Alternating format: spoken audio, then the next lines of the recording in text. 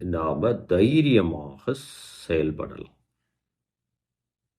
அப்ப இந்த 2025ஆம் ஆண்டு ரிஷபராசி அன்பு சகோதர சகோதரிகளுக்கு எப்படி இருக்க போகிறது அப்படின்னு நாம சரியான முறையில வேத ஆச்சாரங்களை கணக்கிட்டு, ஏன்னா வேத பஞ்சாங்கங்கள் வேறு, இப்போ ஜாதகம் கணிக்கக்கூடிய இந்த திருக்கணிதம் வாக்கிய பஞ்சாங்கங்கள் வேறு. இதை நீங்க முதல்ல தெளிவா தெரிஞ்சுக்கணும்.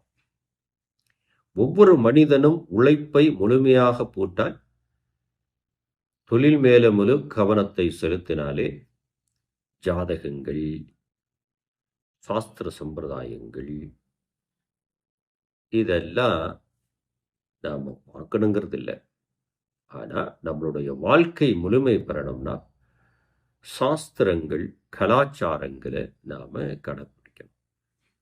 இன்னைக்கு உலக நாடுகள் வியந்து பார்க்குது அப்படின்னா இந்த ஒரு விஷயத்துல தான் நம்மளை எந்த நாட்டுக்காராலும் அடித்துக்க முடியாது. அதை நாம எந்த இடத்துலையும் தலை நிமிர்ந்து சொல்லலாம்.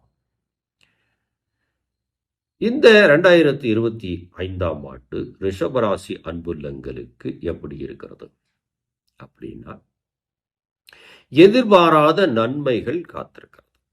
எப்படி அப்படின்னா, நாம நினைச்சு கூட பார்க்கல, இந்த உறவுக்காரன் திடீர்னு விருந்துக்கு வந்துட்டானே அப்படிங்கிறது மாதிரியான நிகழ்ச்சிகள் இந்த ஆண்டு முழுவதும் உங்களுக்கு நடக்கும். சரி, இது உறவுகள் வருகைக்கு மட்டும் தானா? இல்லை அன்பு சகோதர சகோதரிகளே, தொழிலையும் எதிர்பாராத வளர்ச்சி, குடும்ப சந்தோஷங்களும் எதிர்பாராத நல்ல நிகழ்வுகள்லாம் காத்திருக்கிறது. பிரிந்தவர்கள் ஒன்று சேருவது, அதே நேரத்தில் குடும்பத்தில் ஒரு குதூகலம் என்றால் என்ன, விசேஷ நிகழ்ச்சிகள், அதே போல கல்யாண காரியங்கள், தடைப்பட்ட காரியங்கள் எல்லாம் நடக்கிறது. குலதெய்வ வழிபாடு கூட்டு சேர்ந்து ஒன்றாக இணைந்து செயல்படுவது, இதுபோல நிகழ்வுகள்லாம் இந்த ஆண்டு காத்திருக்கிறது உங்களுக்கு.